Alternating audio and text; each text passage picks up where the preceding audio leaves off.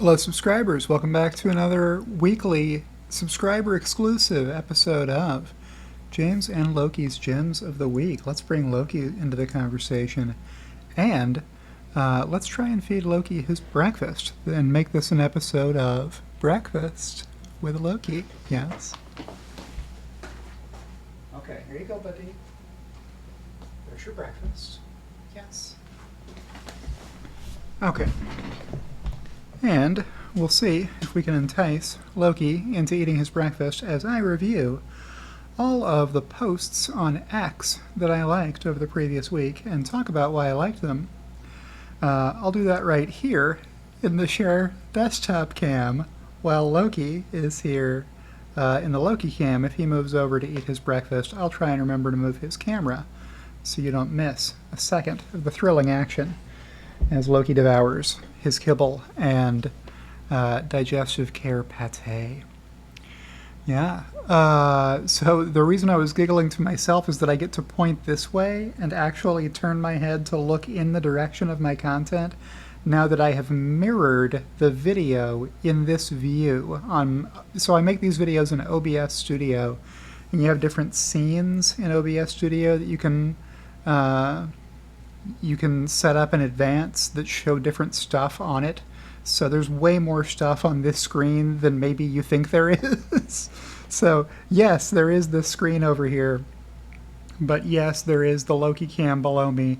The Loki cam graphic by itself is another element, and then below that I have my animated I cannot underscore enough watermark. So there's a bunch of stuff, and that's just the video sources that are in that scene. I also have audio sources for my microphone here, which you will notice has flipped sides. It used to be over there, now it's over here. You may not notice that, right? I don't think I'm going to throw a lot of people off by making this edit where I mirror myself in the middle of the video, but then it's right back to normal this way. So you can read the license plate behind me. Same as always, in this view, or in this view, or in this view. But if I change to this view, there, now I'm looking at the content that I'm talking about. Probably that's going to translate better to a viewer than the other way, where I was always looking away from my content.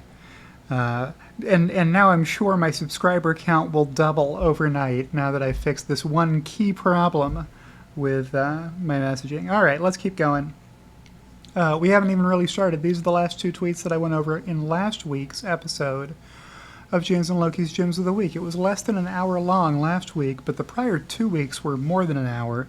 You know how long this video is, but I don't, because I never rehearse these videos. I just hit the record button and then surprise myself by seeing what tweets I liked over the past week. But you may have missed them, right? That's where the value comes in for you, is X, due to its algorithm, is showing all of us different posts. And so a bunch of what I'm going to show you, you saw probably if you follow all the same accounts I follow, but probably a significant portion of it is stuff you didn't see. Or if you're really not on X that much, maybe it's worth it to you to spend only 1 hour instead of many, many hours per week figuring out what tweets I thought were worthy of being liked last week. Barkim Smiggle tweeted, "Remember when Tweety, aka Tweetermeyer, claimed Toyota would destroy Tesla because of the Toyota way? Well, turns out Toyota is trying to copy the Tesla way, as those of us in the industry with functioning brains claimed." All right, so Barkim Smiggle is a Tesla bull, always has been, using the character from Lord of the Rings as the profile pic and the name and the handle here. I guess because this is somebody in the industry who doesn't want to deal with repercussions of using their real name on Twitter. But retweeting me here saying Toyota has announced they will use front and rear gigacastings to make an EV by 2026. I know that sounds like a joke, but they did. We're learning new options from specialized EV makers to take on the challenge. Gee, I wonder what EV maker Toyota is talking about. Hashtag TM. All right, you'll see lots of posts from Sawyer Merritt. As always, here's one. News: more Tesla police vehicles will be hitting the streets of California as the Auburn City Council approved the purchase of a Model Y for the Auburn Police Department. So, just a good little post there. Police Department requested to allocate funds slated for the purchase of a Chevy Tahoe to go to a Tesla Model 3 instead. They would rather have a Tesla Model 3 than a Chevy Tahoe. It'll sure cost them less to fuel a Tesla Model 3 than it would to fuel a Chevy Tahoe. So, good going for that police department and for their budget. Here's a tweet from executive producer of this program, Bradford Ferguson, owner of Rebellionaire.com, at Brad S. Ferguson on X, who just rattled off all the folks who he has bestowed a Rebellionaire badge to. I'll just show you those real quickly. He has his own selection criteria for who he thought needed to have their message magnified with the benefit of being an affiliate. Affiliate badges get extended reach relative to just a regular old account or even a regular old verified account. You'll see all of these are blue check accounts, which is a requirement before you can have an affiliate badge. I think you have to be verified. Correct me on that if I'm wrong, but that would make sense. So I like that tweet. Lots of great folks there for you to follow if you don't follow those folks already. Here's another one from Sawyer. Some interesting info about the new Model 3s from Marcus Raffi, who leads the global craftsmanship team at Tesla. With a goal to premium up the entire vehicle, it was an amazing opportunity to have a step change in perceived quality. So screenshot this and read through it if you want. I'm not going to spend a lot of time reading through all of these remarks, but I did read them and thought they were cool. So great to see what the Tesla team is working on in terms of making the product better. And I will show you these photos a little bigger. If my internet connection will keep up, come on, internet connection. So here's the new tail lights. The tail lights go up with the trunk. So what they wanted was to make you not even be able to tell where the trunk ends and the body of the car begins. You can see the scoop at the bottom, but it's hard to tell at the top where the top of the trunk is. Here's the new headlights. The new headlights are a big point of differentiation. Easiest probably to tell Highland Model 3, or the new Model 3, Tesla calls it, versus the old Model 3. I guess there's no other way of saying that. If you're going to call one of them new, you got to call the other one old, because the new ones are missing the higher of the two headlights, the fog lights, some people call those. They don't need them on the new Model 3s because these lower lights are capable. They're so capable. Here's what your interior looks like. So you got this brand new steering wheel over here with turn signals on the steering wheel and no stalks off the sides here. So, and you got the ambient lighting around the bottom of the glass. So that's nice. And new place to put your phone. So that feels more premium, or that was the goal from the team at Tesla working on the Highland refresh. So here's one from Elon Musk, who just said progress. What did he say progress to? Well, it's the Optimus bot video. I made a separate video about the Tesla Q freakout reacting to the Optimus bot video. It's so funny. But because of this portion of the video, Tesla Q, a lot of Tesla Q members claimed that the entire video was CGI, that there was no live action being shown at all. That was one of the many takes on this video that Tesla Q came up with. They did not have their story straight on what about this video made it FUD or a nothing burger or whatever. So that was a fun video to make because there were so many divergent Tesla Q takes on that video. Here's one from Eon at EonDE. Tesla FSD is a fraud in SpongeBob sarcasm font, or at least a unique, unparalleled failure. Also, everybody knew robotaxis are decades away.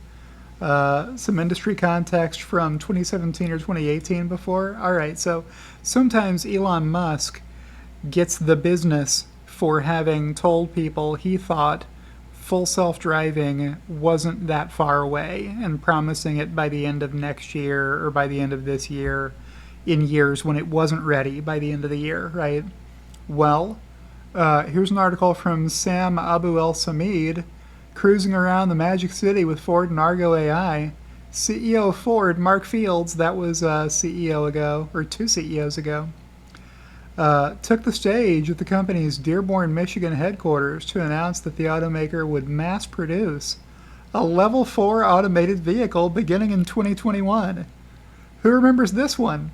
Who calls Mark Fields a fraud and a liar? Who says Mark Fields is going to jail because he thought Ford would be mass producing Level 4 automated vehicles in 2021? Anybody? No? Nobody? All right. What's this next one say? GM says it will launch a robot taxi service in 2019. The press, the release date on here, under the byline, is November 30th of 2017. So GM thought they were going to have a robot taxi service. GM says it will have a ride-sharing service featuring its line of self-driving Chevy Bolts ready to go by 2019. Now some of you are saying, well, there is cruise service. There wasn't in 2019 at San Francisco anyhow. It took them a little while longer to get there. Waymo takes the final step before launching its self-driving car service. Waymo is now the smallest of steps from launching a commercial service. From what date? I don't know if there is a date on this one. I'm trying to look for one. I don't see it. But yeah, Waymo for many years famously had a service that was capable of driving you from one place in Chandler, Arizona to a different place in Chandler, Arizona. And if you were wanting to start or end your trip anywhere other than Chandler, Arizona, you were out of luck. Waymo did not have a service to provide you with. All right, probably enough said about that. Here's one from James Catt at Tesla Fan MTL.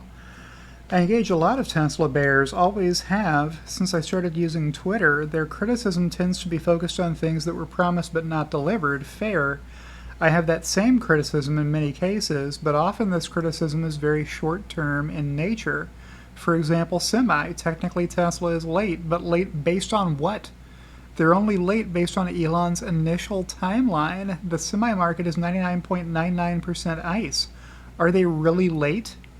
How late is late? I mean, if more than 99% of semis bought today are still fossil fuel vehicles and Tesla is producing Semi, are they late? They don't seem very late. Like, who has arrived with enough impact that Tesla looks late to the party? Look how well the first gen of the truck is doing for Pepsi. I don't consider this late. Semi was rightfully deprioritized because of battery supply. Yeah, if somebody had made enough 2170 or 4680 form factor cells early enough in the goings, Tesla would have been able to buy them, put them in packs, and sell them.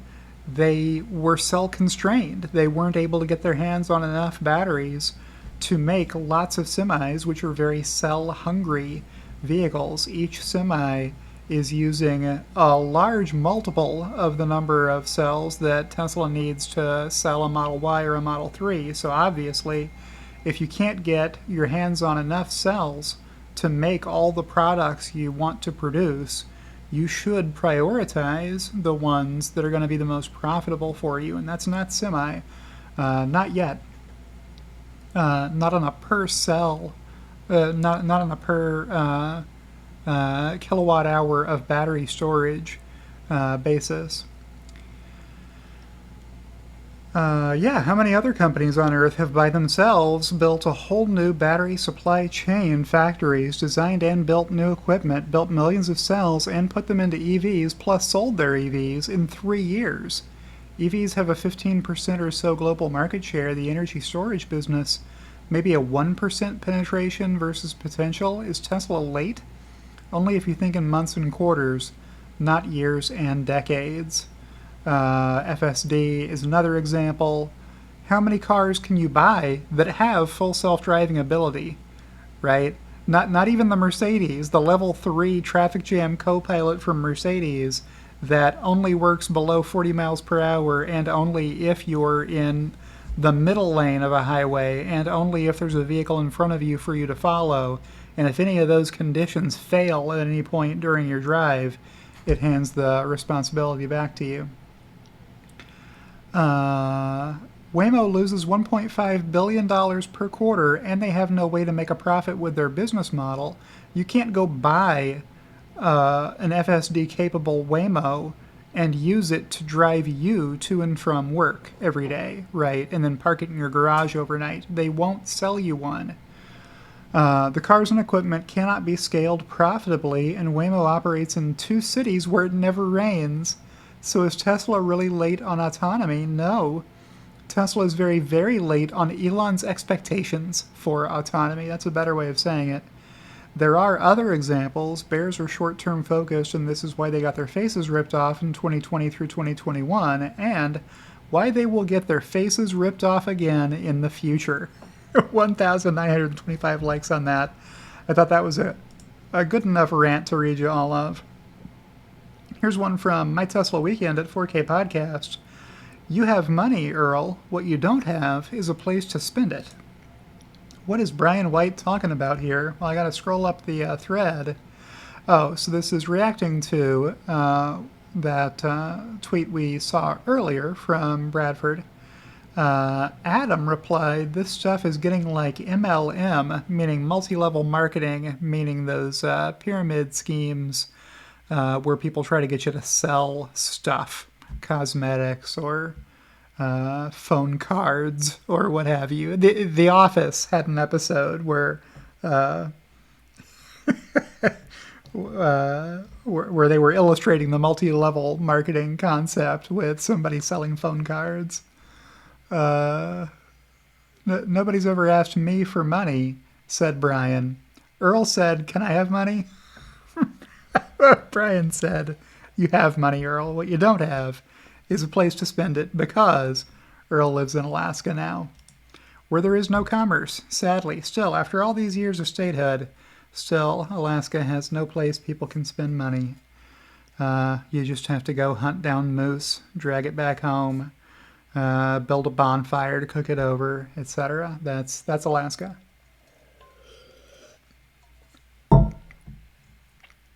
From Matt Smith saying, let's be honest, you also don't understand how money works. Replying to brutal and true from Earl. That's funny. All right, what else we got here? Sawyer Merritt, AOC owns a Tesla Model 3, which Cars.com ranks as the #1 overall most American-made vehicle in the U.S. There isn't a union-made all-electric sedan or SUV made by Ford, GM, or Stellantis that even cracks the top 100 on that list. Retweeting Drive Tesla Canada at Drive Tesla CA on X.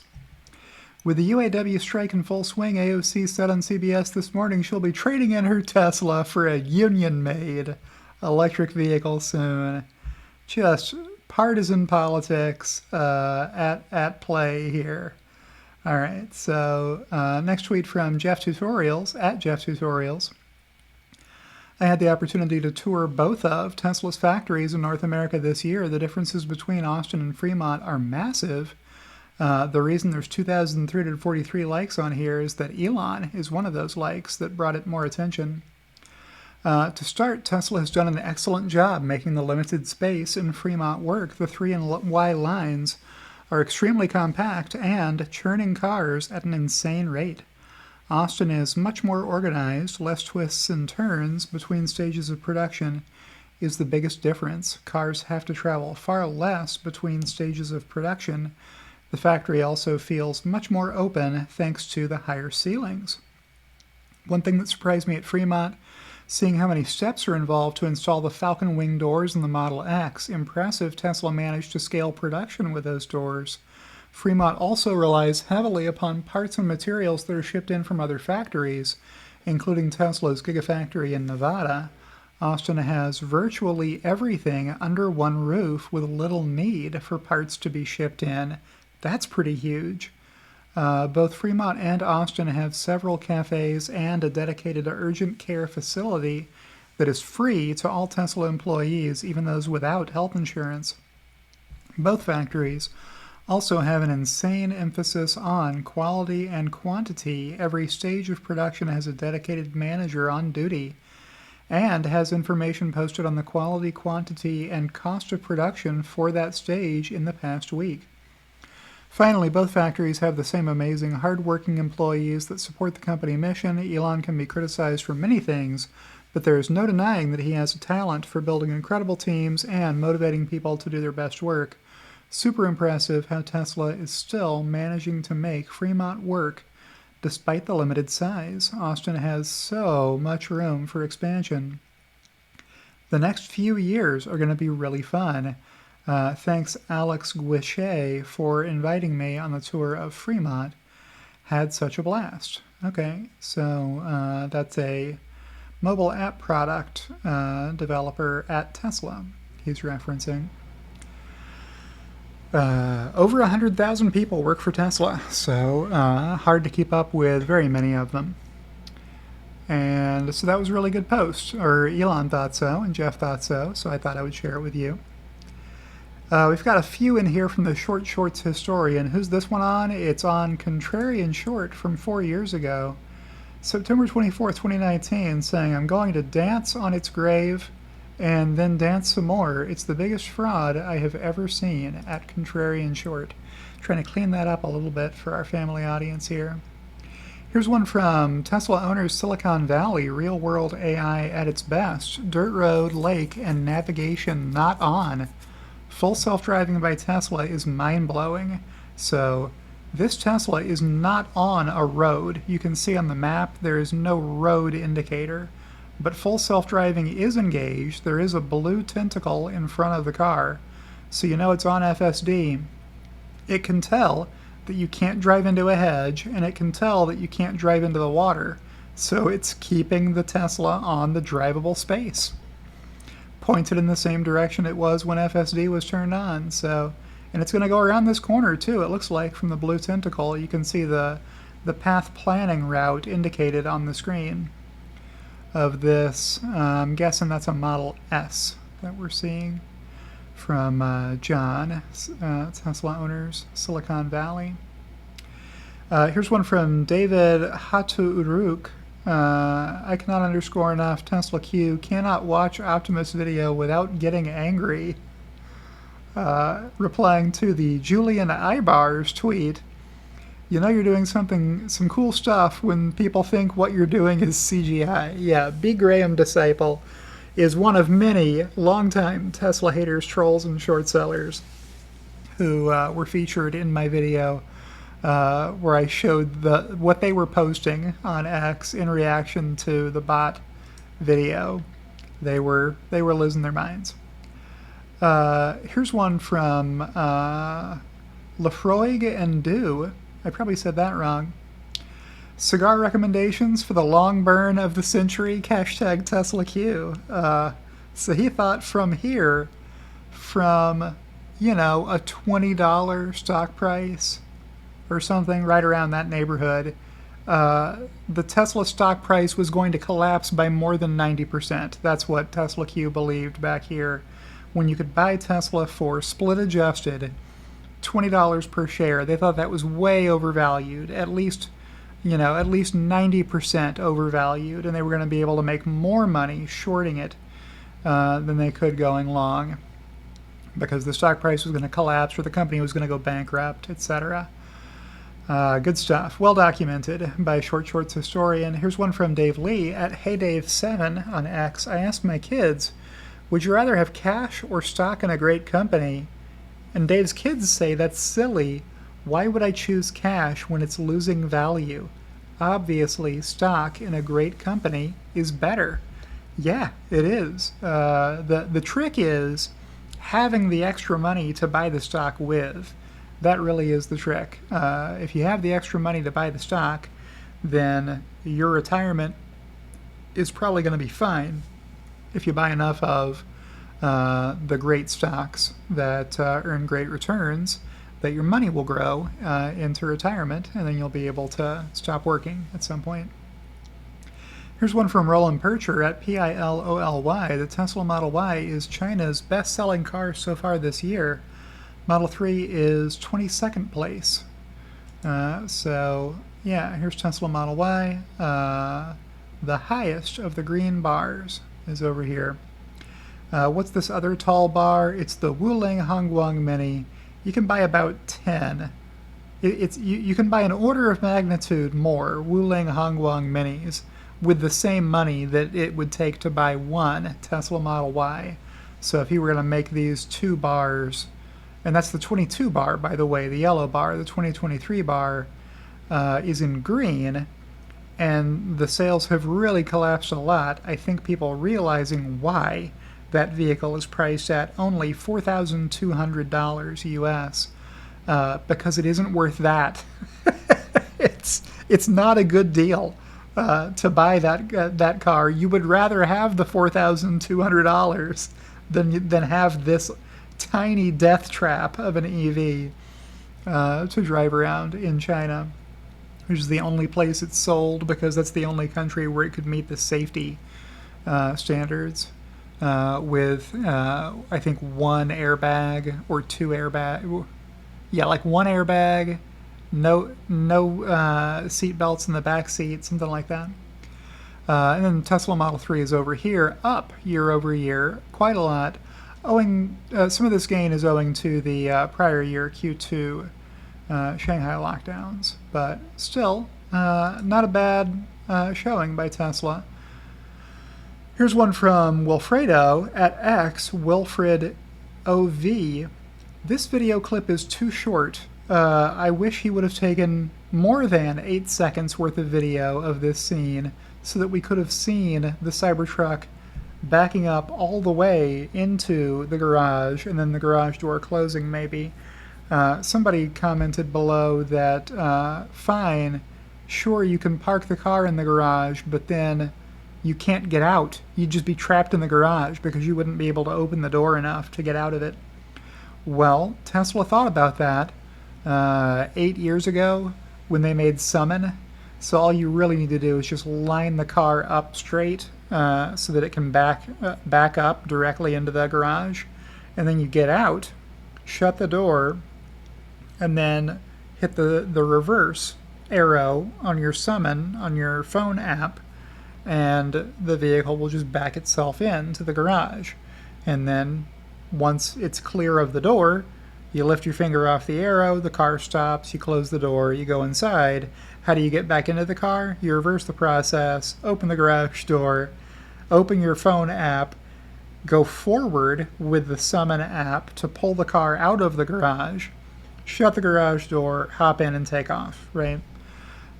So good video there. Some people were thinking Cybertruck was too large to fit in small garages, and that video shows it fitting okay in a pretty small garage. Here's one from Pedro Teixeira, MD, PhD, at vote_ for Pedro. A reference to the movie Napoleon Dynamite. Loki is all about ending the wave, and I am 100% here for it. One of the best episodes yet. So, ending the wave. I thought this was worthy of showing you. This little funny meme.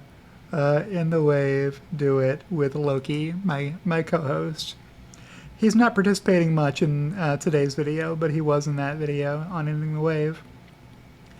Here's another one from Bradford. Can someone please tell me why hashtag Tesla investor relations wouldn't take Mr. Johnson seriously?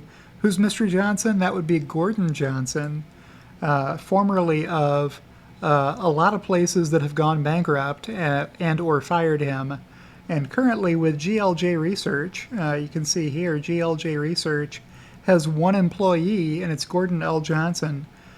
He hired himself to work there right after he made up this company.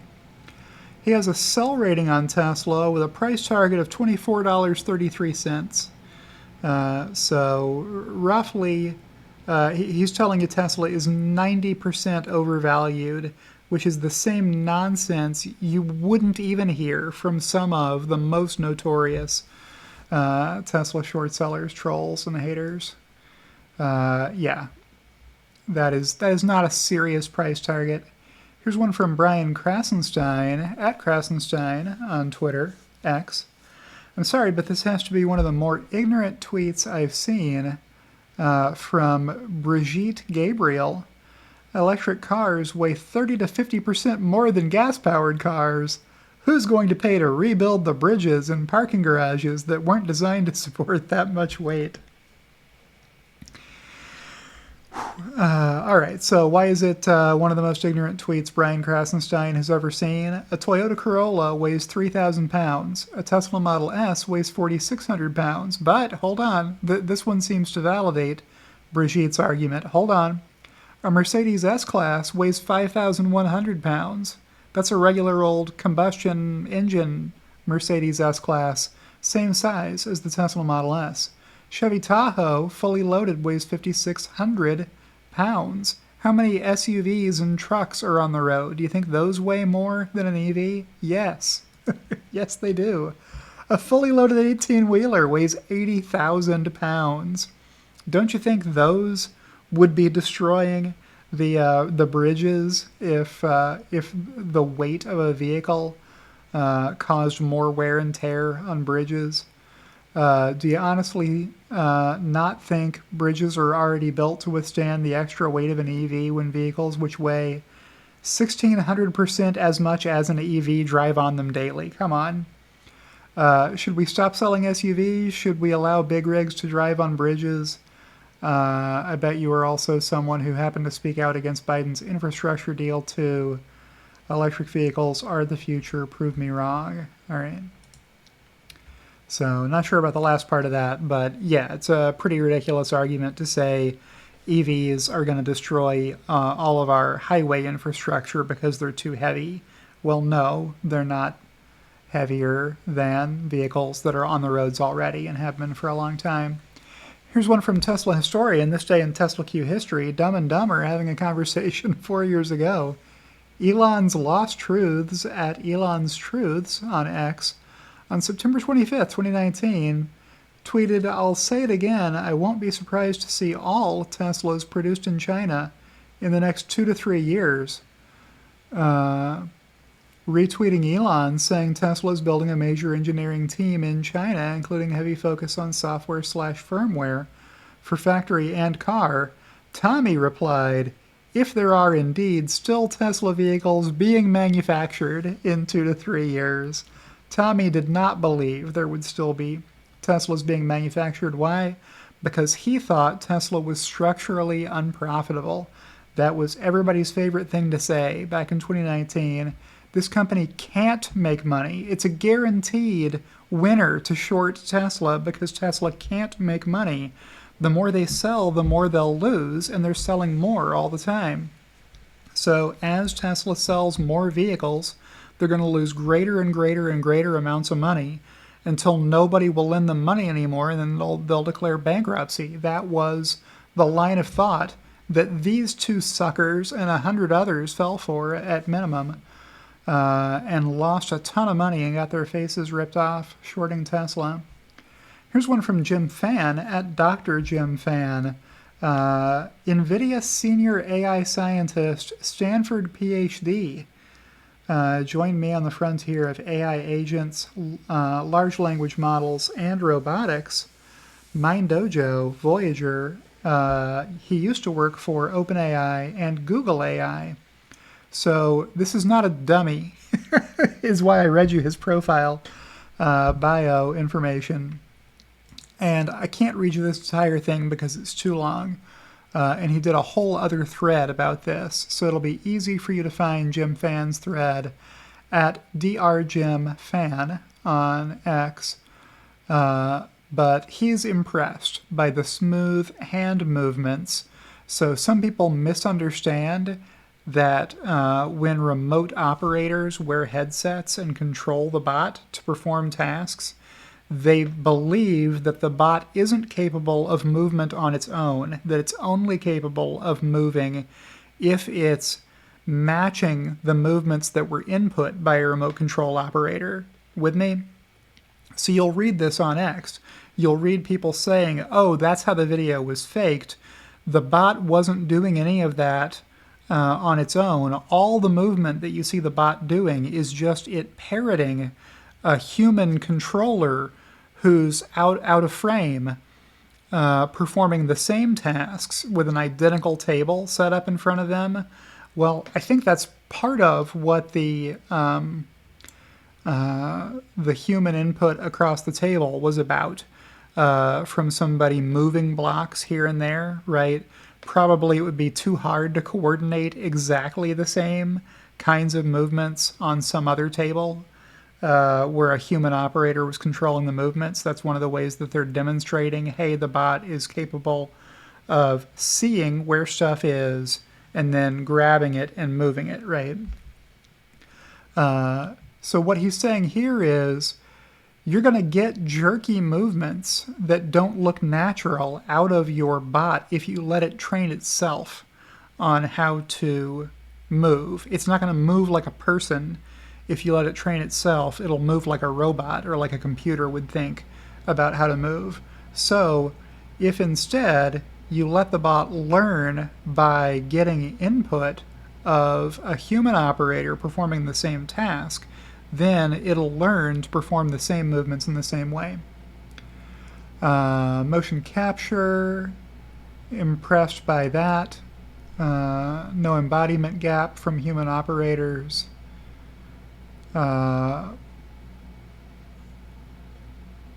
NVIDIA, I don't want to read you this whole thing. Yeah, let humans role-play Optimus. So it's just a training mechanism, right? The remote-controlled operator. If you see it on X, you'll see it as it's a huge secret, and Tesla doesn't want you to know, but their bot doesn't really work. It's just a person in a suit who's performing all the actions, and the robot is just it's a marionette, basically. It's being human-controlled the whole time. Well, no, that's not what it is. When that gossip gets out, it's from people who have had a peek inside the studio and don't understand what they're seeing. It's just humans training the bots on how a human would perform the task so that when the robot performs the task, it will look natural to other human observers, and they'll be able to fit in with the humans working the same line. Because what they're doing isn't going to look alien or weird. Okay, so I'm really glad I didn't read you this whole thing. This is a long, long tweet, but feel free to go back through there and pause that and read through the whole thing. Good tweet from Dr. Jim Fan, who also tweeted, another tweet that I liked. I'm seeing people say Optimus video is CGI. That's actually the highest compliment you can possibly give to a robotics research team. I'm craving for one of my works to be labeled CGI. As I analyzed yesterday, what Optimus achieves is entirely within reach of today's AI technology. All it takes are robust hardware, good data collection pipeline, teleoperation hardware, and human demonstrators, rapid iterative improvement on the model with rigorous evaluation, strong coordination of a team with diverse talents, from mechanical engineer to foundation model experts. It's not magic, and it doesn't need to be. Retweeting the dumb but very popular tweet from Fly4Dat, claiming that Tesla had invented horizontal gravity, which is a very funny tweet that Fly4Dat will have to live with for a long time. into the future. Here's one from Richard at Richard96610707. Dr. Jim Fan, senior AI scientist at NVIDIA, believes it is real, yet Fly is arguing with him. That's funny. Hey Jim, do you often decline to show your source in your professional work? As we know from Boston Dynamics, what's shown on the video is perfectly possible. We also know for a fact Tesla has a habit of faking videos. Oh yeah, Tesla's always putting out fake videos. Every year it's another 100 fake videos from Tesla, right? No. Here's one from Sawyer News. Tesla reportedly doubles Dojo D1 supercomputer chip order with TSMC. So Tesla is serious about doing more and more Dojo supercomputing to help speed up how fast FSD gets solved. Here's one from Matt Smith replying to Elon Musk, saying thanks you too. Great story. And he's got the Walter Isaacson book cover here of the Elon Musk biography. Well, what was the great story to which Elon Musk alludes? From Matt Smith, FSD wins 2 new converts in 24 hours. He has shared many stories about how FSD hasn't yet passed the wife test. That abruptly and unexpectedly changed this weekend. We had a 40-minute drive on Saturday morning and my wife wanted to drive the Tesla. She did, and I suggested she try FSD on the highway. In her past experience with FSD, she was the passenger and therefore only saw/felt the mistakes and the occasional jerky behavior. Therefore, her perception only picked up on the negative aspects. But now, as the driver, she was able to experience firsthand the stress-reducing abilities of FSD, especially on the highway. She turned it on in heavy traffic and was extremely on edge the first time the car had to brake moderately to avoid rear-ending the car in front of us.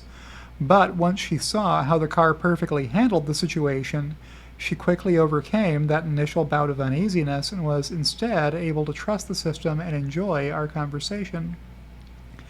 My wife generally does not enjoy driving, especially on the highway, so this was a light bulb moment for her about the way this technology could make her life a lot easier. If only there was a Tesla that could seat 8, our whole family, she'd have the order in already. She was so enthused by the experience that she told her mom about it and that she should consider borrowing my car for an upcoming trip to Chicago. My mother-in-law is in love with my car, but primarily for its performance characteristics. I've suggested many times that she try self-driving, but she couldn't understand why someone wouldn't want to drive this car. Can't really blame her. But with a road trip to an unfamiliar area, she could see the benefits of the car driving itself and managing the navigation, lane keeping, etc. So I showed her the features yesterday, took her to a supercharger so she'd know what to expect, and she was absolutely amazed by how easy everything was and also how well it handled a variety of situations. So a really good tweet here from Matt. I forgot how long this tweet was. But he's got some notes here at the end with some financials, financial projections, if you want to check those out. I'm going to keep this show rolling for now, but a great tweet from Matt Smith. Here's one from Warren Redlick at WR for NYGov. Hello, Mr. Johnson. I have hypocrisy for you on line 1. What was Gordo complaining about?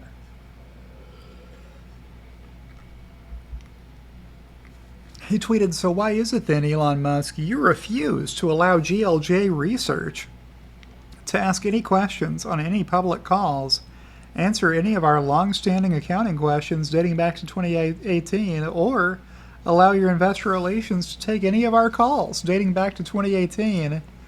Most of you will see this too if you go to @GordonJohnson19. I don't know if he uses the Tesla Q block list or not, but he blocks a lot of people, right? So how's it feel, Gordon? How's it feel, Gordon Johnson, to be blocked? Not so great, right? I do block people too sometimes, but it's when they have earned it. You have to do a lot to earn my block. You have to really be a scam or just over the line annoying and unhelpful to catch a block from me. Here's another one from Brian White, my Tesla Weekend at 4K podcast on X. It's because you're not serious, Gordon. I also don't get to ask questions or hear from IR, and I surely have more shares than you. Retweeting Gary Black, who said, somehow I missed this over the weekend. Yeah. Here's one from Roland Percher, another one from at PILOLY. Typically the Model Y is the top-selling car model in China only in the last month of the quarter. This quarter, it did so in August, the second month of the quarter, and it was not even close in August, as the Model Y reached 50,955 sales. And the second model, the BYD Chin Plus, came in with 36,734. There is a good chance that the Model Y will be the best-selling vehicle again in September, as it has already sold about 31,000 vehicles in September with 1 week left. This would be the first time in 2 consecutive months. So check it out. Brand rank, Model Y rank, brand market share. So Tesla's brand market share is most of the time over, well, it's hard to read this, but the points are all labeled on here. So yeah, Tesla's over 2.6% market share almost every month this year in China, which is pretty good for overall new car sales in China, including fossil fuel vehicles. Next, a tweet from Ray at Ray4Tesla. How interesting is the refreshed Model 3? Monks being drawn to it says it all. Yeah, check it out. Look at all these folks in China checking out the new Model 3 wearing their traditional monk's garb. So interesting. Another one from the Short Shorts historian. Who do we have here? It's Contrarian Short saying, haha, here we go again. I'll be adding to the short again today, per my plan. Thanks again for your money. Hashtag TeslaQ on September 26th of 2019. Here is where Contrarian Short wanted to short Tesla. And then got his face ripped off over the next year, or however long he was able to hold on to that short position before it was closed for him by his brokerage, margin calling him. Funny stuff. Here's one from Matthew Donegan Ryan. Ha ha ha. What's funny that Matthew Donegan Ryan is laughing at? Well, he began this post saying, exclusive, I have created my own in-house Tesla Optimus bot prototypes. I actually got an offer from Elon Musk for $5 million for the design, but I turned him down immediately because I know what this is worth, bro. So here he's got his kids sorting blue and green blocks just as well as the Tesla Optimus bot can. So funny video from Matthew Donegan Ryan that I thought would be an appropriate place to leave a funny joke in my reply, saying your kids invented horizontal gravity, 25% speed, at about 40 seconds into the original video, which you may recall is how Fly4Dat captioned his tweet, claiming that the entire video was fake. So you can use the same argument here on this blue block that's moving without either of the kids touching it. Obviously, this video is CGI. It couldn't have been filmed live. Can't be live action because look at that block moving by itself. That's definitely the way a CGI animator would do it, right? Wouldn't they make blocks move by themselves? That's how it happens in real life. You put blocks on a slippery surface and let other stuff bump into it, it's going to move, right? Here's one from Elon Musk. I had a little Yorkie for many years who was very territorial. I would warn friends to watch out for the dog. Then they would see him and laugh, and then he would bite them on the ankle.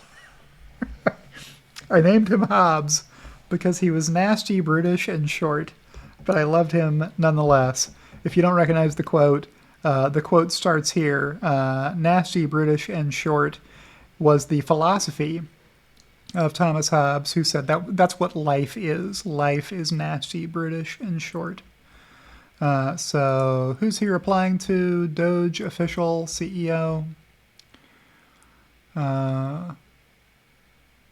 With a meme here, big dog owners say, no, bad dog, stay down. Sorry, sir, he's bothering you. Small dog owners say, don't worry, he doesn't bite. If you've met very many Chihuahuas, you know that they bite. So I said, I love my little dog, Loki, and shared the video thumbnail that I made when it was Loki's birthday and Tesla's credit rating was a disgrace. And I got 69 likes on this tweet, which is why no one else will like it. Nobody wants to make this like not 69 anymore. All right. Here's one from Dylan. What is this? A frunk for ants? If somebody makes the joke you were going to make, you have to give them a like. So Sawyer Merritt posted, this is the Cadillac Celestique's frunk. This EV starts at $340,000. Why is the frunk so tiny? The car is 215 inches long, the same length as a Rivian R1T. They couldn't fit a bigger frunk? I'm sure the rich people buying it won't care, but still. Look at this tiny frunk. What is this? What did they fill this engine compartment with? That this is the only space they have left for a frunk. What even is a Cadillac Celestique frunk? Look at this. What could you can't put a pizza in here on your drive back from the pizza place. So your car is just going to smell like pizza because it won't fit in this frunk. What? Yeah, Dylan made the same joke I was going to make. And then I replied to it. The real frunk would have to be at least 3 times bigger, says Derek Zoolander in the movie Zoolander. Go check it out if you don't know what that voice I was just doing is about. Very funny movie. It's more nostalgic now than anything as a memento from the 90s. Here's a tweet from Steve Jurvetson at Future Jurvetson. This just in. A freeze frame from deep space, the largest section of TSLA 004. It's one of the finest impact melt meteorites with metal veins flowing around and through rounded stones older than Earth and gas bubbles frozen in place throughout. So this meteorite got knocked off course when it collided with another meteorite, and it changed its path to be a collision course with Earth. So this is what survived, or the largest chunk of what survived on impact in the crater where they found this meteorite. And here's Steve Jurvetson holding it up. I thought that was a fun tweet. Here's one from Sawyer Merritt News. Tesla has released a new video featuring Lars Moravy, VP of Vehicle Engineering at Tesla, conducting tests on the updated Model 3. It's not very often you get a second chance to define a segment, and to do it all over again makes this car the best Model 3. It's super exciting that Tesla engineering team from China gets to introduce themselves to the world with the brand new Model 3 that they developed mostly in China. So take that, people who say Tesla's product lineup is too old and needs a refresh. Well, it got a refresh. So what's your next bare thesis argument? So check out that video if that interests you. Another one from Brian White. Hey, Elon Musk, would it be too much to pay my subscriptions out of my revenue instead of charging my card every month? Feels like a lot of credit card fees for what could be an in-house transfer. Yeah, they should definitely move to doing this, right? And I replied to somebody in here, didn't I? Yeah, I replied valuable to Twitter in 2 ways minimum. Reduce fees for credit card transaction processing if you don't need to hit the credit cards because you're just swapping the money around to find the net balance. Then X would pay Visa, MasterCard, and American Express way less in credit card transaction processing fees. which are a percentage of the amount charged, right? You reduce how much is getting charged against those credit cards. You reduce how much you owe those credit card companies for their service. Demonstrates competence with complex payments. Yeah, if you're saying that X is supposed to become a payment, an everything app that can do payments for anything, then this would be a good place to start by just doing net transaction processing instead of charging everybody. And another improvement would be sending only one billing email per month, itemizing all subscriptions. So I subscribe to 11 accounts on X, and I get a separate email for each of the 11 every month. That seems like something that should come as one email per month with an itemized bill. One email per subscription per month is way too many emails, I said. So hopefully somebody is working on making those improvements. I'll hit the back button one more time. And move on up to Earl of Frunkpuppy saying, I'm going to cry. Am I crying? This post is unavailable from Marco P., who is the supercharger expert. So he must have had Alaska superchargers. And this account got suspended? Was this an impersonator Marco P. account? I don't know what is going on here.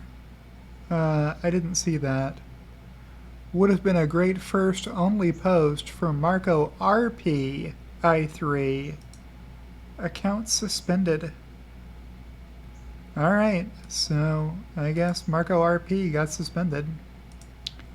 Whatever that's about. If you know what that's about, leave a comment in the replies. Here's one from Luca Greco at Luca Greco ITA. Giga Shanghai. Making the rear underbody of the Model Y in one piece is nothing new. However, in the original article, the reporter claims that he visited Giga Shanghai and tells additional information. Tesla is upgrading its die-casting technology to version 2.0, which die-casts nearly all of the vehicle's underbody into one giant piece. This type of gigacasting integrated front and rear and structural connections between the two, I assume, can't be achieved with a 9,000-ton machine, neither with a 12,000-ton machine that the LK machinery unveil talked about. It is going to take at least a 16,000-ton gigapress or even a 20,000-ton gigapress. Tesla's partners and suppliers linked to this technology and IDRA, maybe, and LK Machinery, who for now have created a 12,000-ton clamping force machine. No other larger gigapress has been announced, although this doesn't mean they aren't developing one. So Tesla is likely, with this retweet, going to start producing Model Ys with a full die-cast body if they can figure out how to do it. So that's I'll file that away in the rumor category for now, but Tesla is probably working on bigger and bigger gigapresses that can put out more of the car's body at a time. Great for cost savings, great for reducing complexity, great for speeding up the amount of time it takes to build a car. Time is money, so you can make the vehicles more profitably if it doesn't take you as long to make them, right?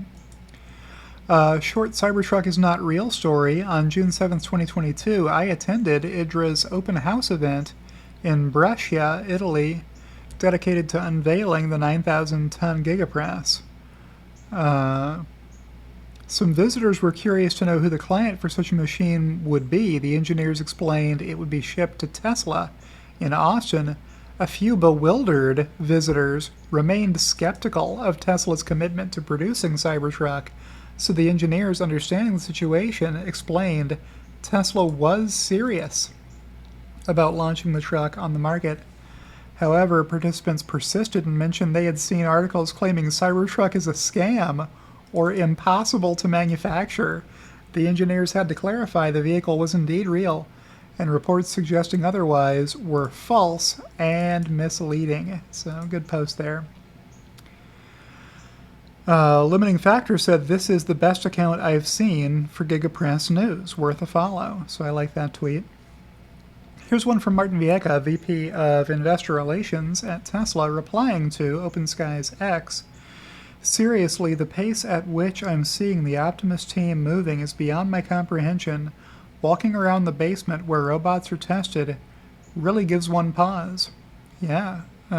So the media has been disabled in response to a report by the copyright owner. All right, well. So this was a Tesla bot video, I guess.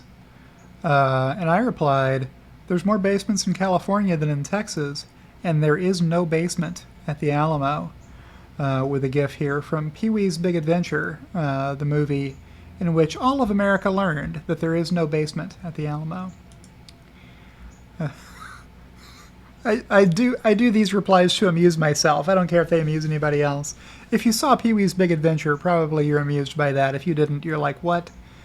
Here's one from Short Shorts Historian with a couple of different haters on it. Here we have Subak saying, "That all said, the truth always catches up to frauds. I will be even shorter Tesla than I was soon." So September 19th of 2019, Subak was planning to add to their short position against Tesla. Here's Gustavo Latovsky at Agos Knox, longtime Tesla hater, short seller, and troll, saying, "Tesla bulls talk about a lot of things, but one thing they can't refute is the short thesis. They'll point to growth, SpaceX, Elon's supposed genius, but ignore lack of profits, shoddy quality, etc. They can't refute it because the truth can't be refuted." What's the truth? That Tesla was structurally unprofitable, that they lack profits, they couldn't make money, right? That's really what Tesla Q believed. And here's one from Nicholas Parks at NH Parks. "Hashtag Tesla Q will pool their resources," this phrase got used again by somebody else famously, "to buy Musk's plane. We'll make it a one-time share plane. We'll make it a timeshare plane and paint his mugshot on the side. Call sign hashtag funding secured. Tesla Kila on board." So big plans for what Tesla Q was going to do with all the money they were going to make on the put options they purchased. Out of the money put options were very cheap back then. They thought it was cheap to buy, $50 put options back when $50 was $3.33 split adjusted, right? They thought for sure Tesla was 90% overvalued back here when it was this high off the x-axis. When Tesla was trading for $20 a share, they thought it was 90% overvalued. That's how good they are at stock valuation. And then you can see the current stock price is up here in the 250 range, right? So it wasn't 90% overvalued. It was 90% undervalued. It needed to be trading for 10 times more. And the market did catch up to that reality after Tesla reported profitable and growing earnings for a few years worth of quarterly reports. Here's one from Ray again. "The incident involving a Tesla owner who was denied access to the charging site inside a government complex caught the attention of many Tesla owners and Tesla China management, according to the famous Tesla influencer. The issue has been resolved. In China, the best way to get no Tesla allowed parking restrictions resolved is to expose the incident online. Social media uproar may get things turned around, just like this incident and the previous one, in which a local airport authority refused Teslas to park at its parking facilities." So yeah, every now and then some little outfit in China will post a sign that says no Teslas allowed, and it'll become this huge deal on Chinese social media. And cross over to X, and you'll see it as people posting on X, "Oh no, China doesn't like Tesla because you're not allowed to park Teslas there. This is going to kill Tesla sales." Well, no, it gets reversed the following week when people say, "Hey, you're not allowed to have a no Tesla allowed sign at your parking lot." That news just doesn't carry as well. A lie can travel halfway around the world before the truth can get its shoes on, or whatever Mark Twain said. Here's one from AJ at ALOJOH on X. Toyota, the world's largest automaker, is sick, very sick. Toyota struggles to generate continuously positive free cash flows, making its stock 4.4x more expensive than Tesla stock on a historical free cash flow yield basis. So what do we have here? We've got a chart showing free cash flow 12 trailing months in billions over the last 3 years, and free cash flow cumulative over the last 10 years. So there's a lot of red bars on here, folks, and kind of in research note style, this account has placed a bunch of captions around the page and footnotes, etc. So check that out for what it's worth. I haven't done a lot of rigorous review of this work, but there it is. Here's one from James Catt at Tesla Fan MTL. Predictions of Twitter dying will die a lonely, grim death. Never bet against Elon. News. Ex-CEO Linda Yaks is what James is retweeting Sawyer Merritt tweeting. 90% of the top 100 advertisers have returned to the platform in the past 12 weeks alone. About 1,500 have returned. So really good news on the financial health of Twitter, getting more advertisers back.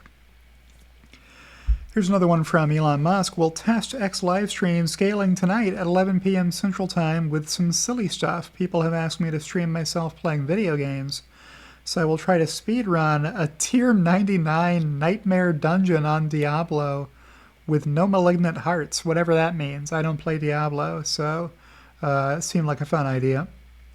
Here's one from Riku Modela. Now it's official. I'm employed once again. Folks, what is your excuse? Grateful for the opportunity to contribute to the safety of future district heating reactors with the knowledge I have accumulated over the years and decades Riku spent as a nuclear power plant technician or engineer or designer or all those things. I forget. Riku is a Renaissance man, extremely intelligent, and he has ALS, but ALS does not have him. Riku is paralyzed all except for his eyes, and you would never know it from reading his social media. He's fluent in like 6 languages or something, and is on X and elsewhere. I think he's still writing software. How is he doing all this stuff if he's paralyzed all except for his eyes? He has eye movement controlled computers at his disposal, and a team of nurses who take care of him around the clock to make sure his breathing machine keeps working all the time, etc. So what an inspiration Riku Modela is. If you're not following him, he's got a job. He was hired to work as an advisor on nuclear reactors in Finland. So my hat is off to Riku. That's an amazing tweet that deserves a lot more than 186 likes. Here's one from Ogden Birch. This is the closest thing to fraud ever, in quotes, with so many laughing emojis after it. Here's a tweet from Mementium is what he's replying to. I've never seen Mementium before. It wouldn't surprise me if this is a longtime Tesla hater whose old account was so shamed and ridiculed and embarrassing that they gave it up and started over with a fresh account. This one's tweeting, so with hashtag Tesla stock sputtering, Adam Jonas, the stand for Tesla at Morgan Stanley, is reiterating his insane $400 price target. Oh yeah, it's insane to believe that a stock that was trading for $299 a month ago could ever hit $400. That's insane. This is the closest thing to fraud ever. And then he tags at Brad Munkin, who I will always, from now on anyway, remind you is a fake name that somebody is posing under. So what's this note from Adam Jonas just saying, hey, the UAW strike will not be good for GM, Ford, or Stellantis, but it may be good for Tesla. So reiterating, a $400 stock price target. I had to reply, I guess 24 out of 28 analysts covering Tesla are also the closest thing to fraud ever for not putting a sell rating on it. So here's what TipRanks will show you right now. If you go look at it from an ultimate level account, showing analyst consensus in the last 3 months, this red wedge here, those are the 4 sell ratings. There's 12 analysts who have a buy rating on Tesla and 12 analysts who have a hold rating on Tesla. Only 4 out of 28 analysts say you should sell the stock at a $272 price point, which is their average price target. Sorry, at a $245 price target where it was trading. So that was pretty funny. So I liked that. Here's one from Earl of Frunkpuppy. Rank choice voting is nice. Also Moose. I was the only person who liked this tweet. From Epic Maps, beginning this post, saying, without touching a single piece of land, it's possible to sail from India to the USA in a completely straight line. It's good every now and then to remind ourselves, when we're looking at a rectangular projection of the Earth on a map, that the Earth is not a rectangle. The Earth is round. It's a sphere, right? So if you were looking at a globe and you had the rim of the globe on India over here, then as it got closer to you, you would see it here, and then as it got farther away from you, you would see it here. So you can go in a straight line if you go at just the right heading out of India. Like, you would need a ship with a lot of fuel on board. But yes, you could fly in this direction over a round, globular Earth. You would eventually hit Alaska, and that would be the first land you would hit, because you would sail barely wide of Madagascar and Tierra del Fuego and Antarctica. Missing each of those, you might be able to see them on one side or the other in your ship as you went past, but you wouldn't actually hit land until you got to the archipelago of Juneau, Alaska, or whatever city that's closest to.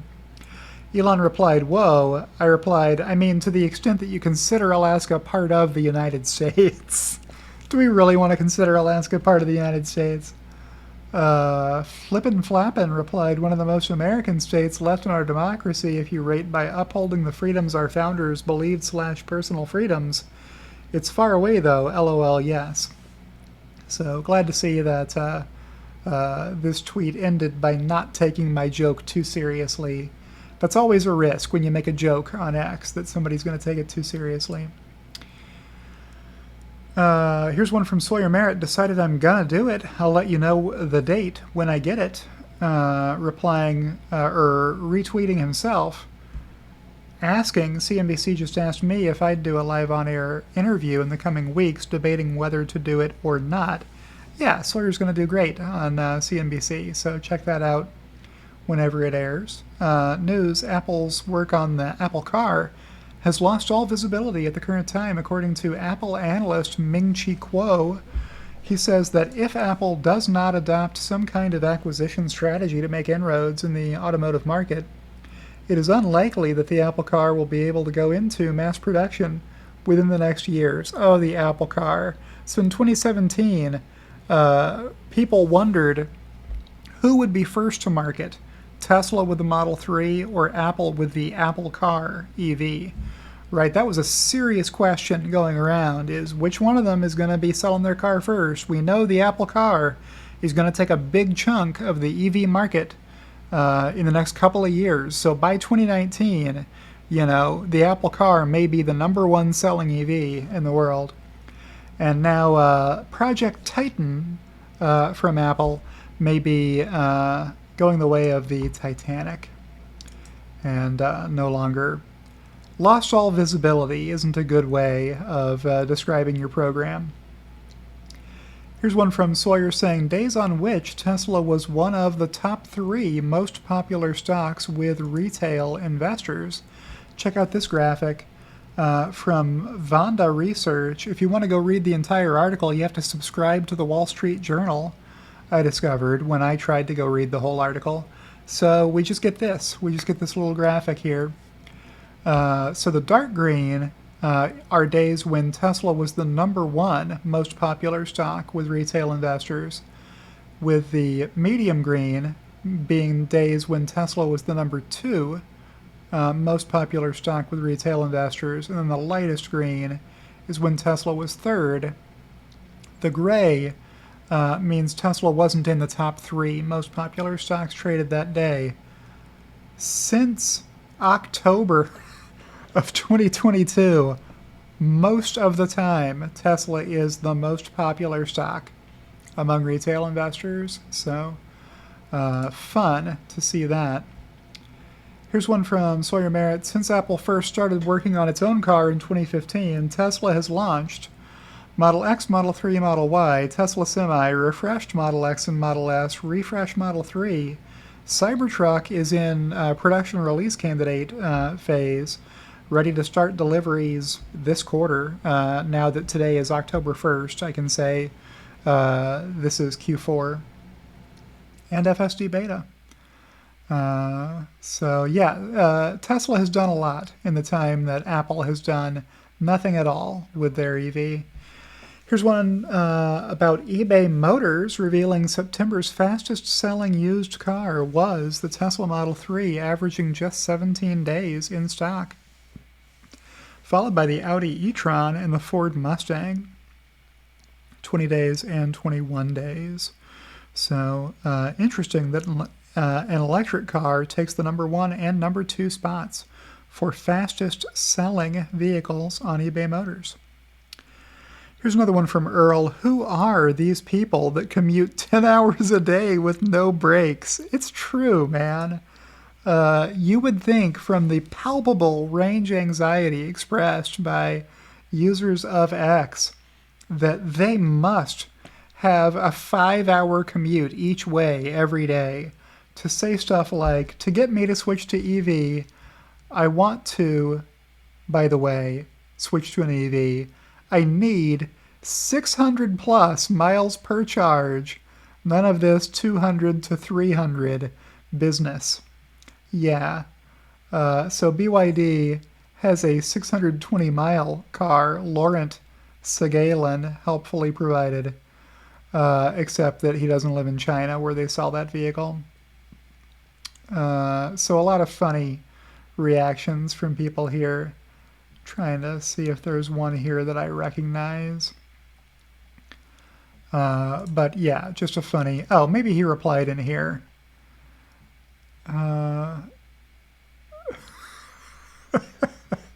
Some funny comments here. Normal distribution, probably 1 or 2% of people believe that way. Most of us live in 300 to 400 mile range land, and that's way more than you need most of the time, folks. I mean, unless you're constantly taking long trips, just ask yourself the question. If every night I was paying a service that came to my house every night with gasoline and topped off my tank, if every single night my tanks got topped off on my gasoline cars, how often would I need to stop at a gas station? That's the question for you. How many days per year would you still have to stop at a gas station, even if that morning you had a full tank?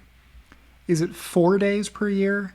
Is it 6 days per year? Something like that? Okay. Then on those occasions, when you're driving that far, you have to stop to put gasoline in your car anyway. You have to pull off the road. You can't drive straight for 1,000 miles in your gasoline-powered car. You have to stop twice to put gasoline in it, right? You have to make the same 2 stops if you're driving a Tesla that has a 300-mile range or whatever. And your recharging time is just going to be a little longer, right? From 10% to 90% or 10% to 80% or whatever. It's going to take you about 20 minutes. During that 20 minutes, you have to get some food, a meal or a snack or a coffee, you have to go to the restroom. You have to walk your dogs. The car is going to be done charging faster than you're ready to get back in the car and keep driving, right? So funny to see these posts from people who think they need a 600-mile range car. I mean, maybe there are a few people out there who are doing so much driving that would make sense for them. But yeah, you're supposed to be stopping and taking a break every few hours anyway for your health, right? It's not good for you as a human being to drive for 7 hours at a stretch or whatever these people are doing. All right, next is a tweet from AJ Tourville. People keep forgetting Twitter was rapidly headed for bankruptcy before it was acquired by Elon Musk. Today, X is thriving. That's a standalone tweet, so I just like that. Another one from James Catt. They're delivering cars right off the line. This has to be a good sign for inventory levels.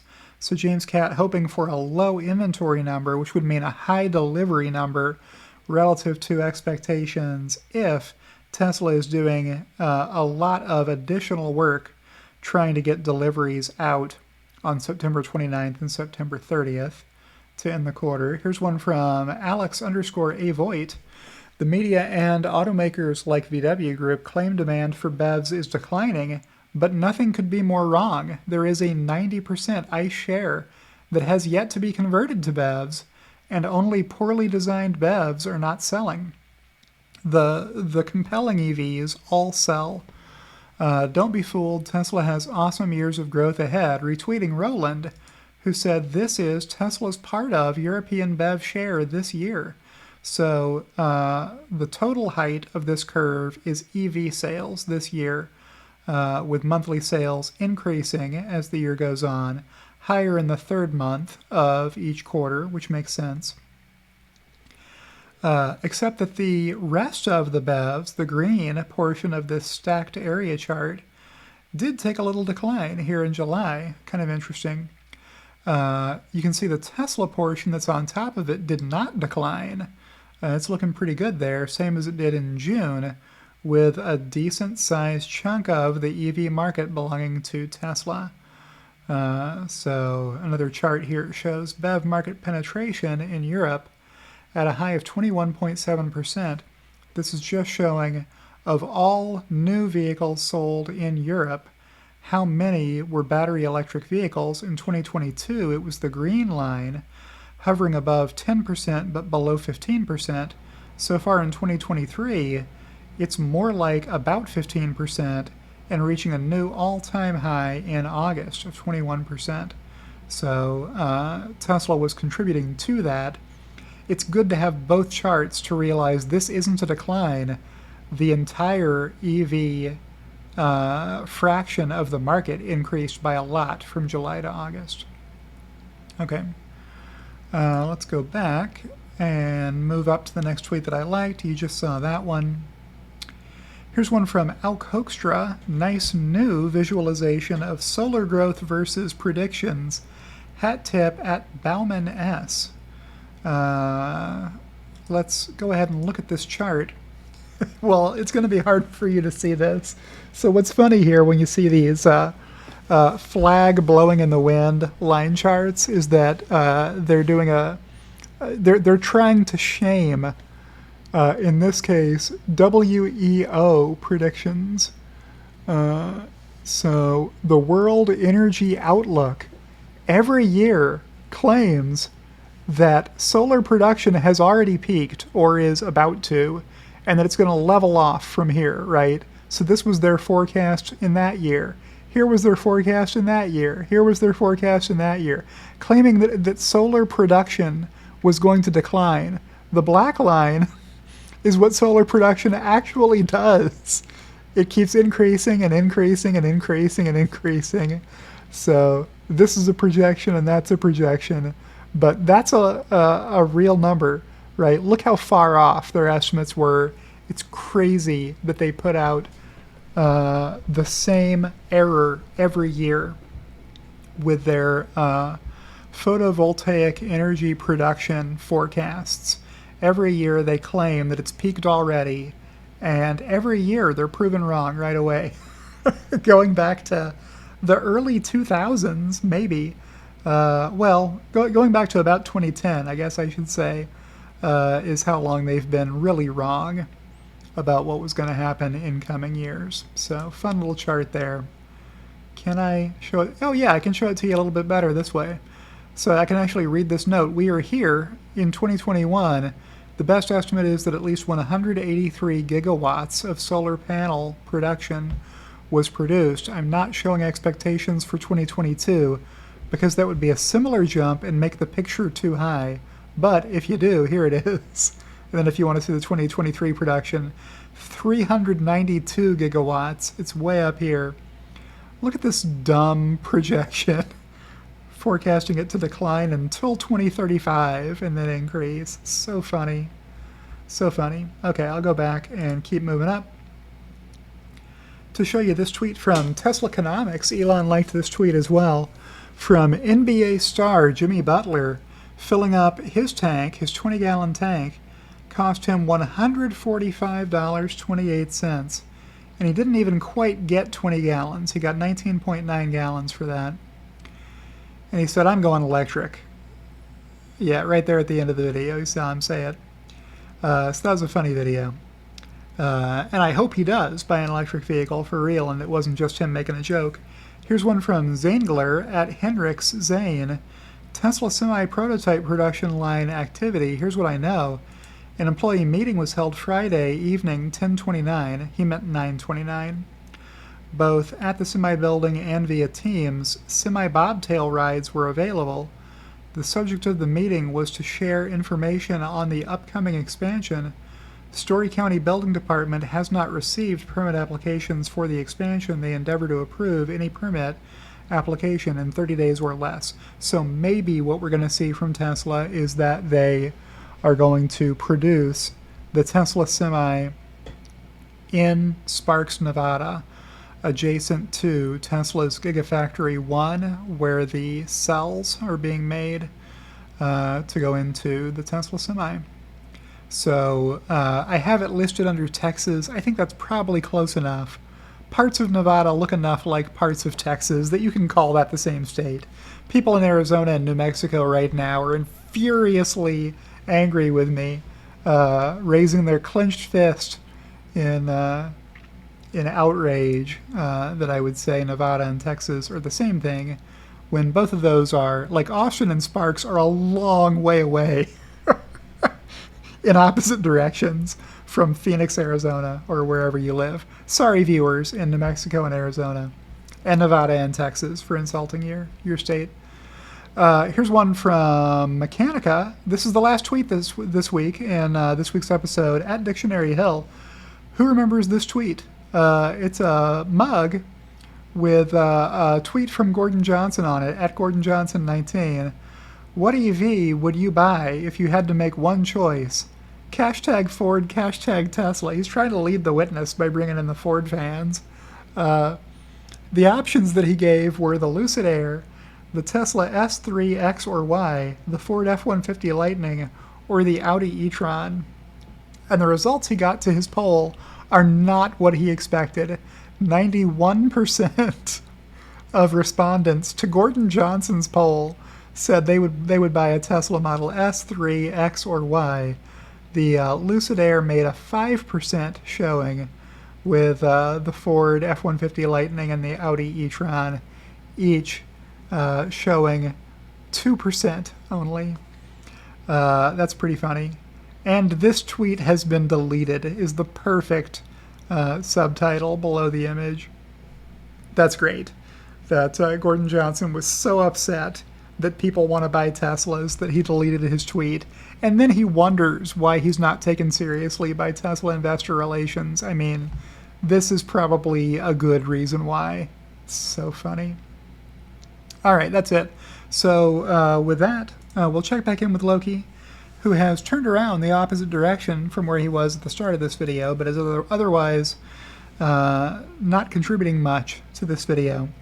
And with that, I will proceed to the thank you portion of this episode. Thank you for subscribing to me, whether you're doing that through Patreon or on X, or by joining my YouTube channel. I appreciate your support of my efforts.